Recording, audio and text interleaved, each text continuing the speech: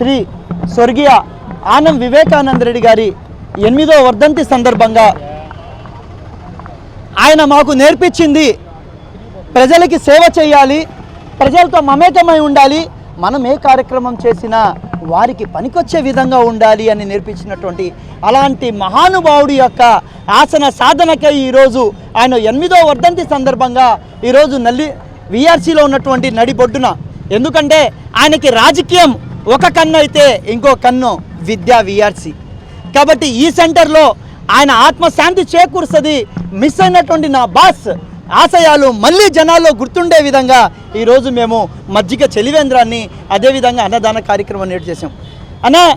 నేను చాలా చిన్నవాడిని, నా చిన్నతనంలో కూడా నా వివేకానంద రెడ్డి గారు ఆయన కారు ఎక్కించుకొని నన్ను తిప్పి రాజకీయం అంటే సేవ చేయాలరా, దండుకోకూడదని చెప్పేసి దండించిన వారినందరినీ కూడా నాకు ఎగ్జాంపుల్గా చూపించి ఈరోజు ఈ కార్యక్రమం చేయడానికి ముఖ్య ఉద్దేశం చెప్తున్నా.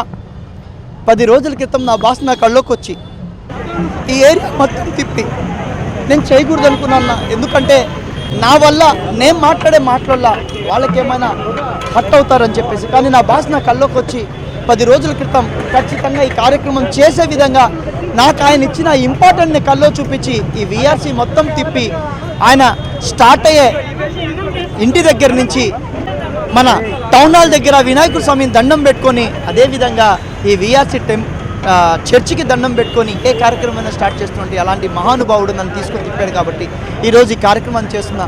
దయచేసి ప్రతి నెల్లూరు జిల్లాలో ఉన్న ప్రతి ఒక్కరిని ప్రజల్ని నేను నగరంలో ప్రజలను కోరుకునేది నా బాస్ ఆత్మశాంతి కోసం ప్రతి ఒక్కరు ప్రార్థన చేయాలి అని చెప్పేసి కోరుకుంటున్నా. కాబట్టి కార్యక్రమం ఇంతగా మేము చేయడానికి ఆ బలం ఎవరైనా ఉన్నారంటే ఈరోజు రాజకీయంగా కూడా నన్ను పెంచినటువంటి, నా వ్యాపారానికి కూడా నన్ను పెంచినటువంటి నా బాస్ ఆశయ సాధన కోసం నేను సంపాదించిన సంపద కొద్దిగా శాతాన్ని నేను ఈ కార్యక్రమం చేయాలని చెప్పి ఈ కార్యక్రమం చేపట్టా. నా చివరి శ్వాస వరకు ఆనం వివేకానంద రెడ్డి కార్యక్రమాలు ఏమైనా సరే నా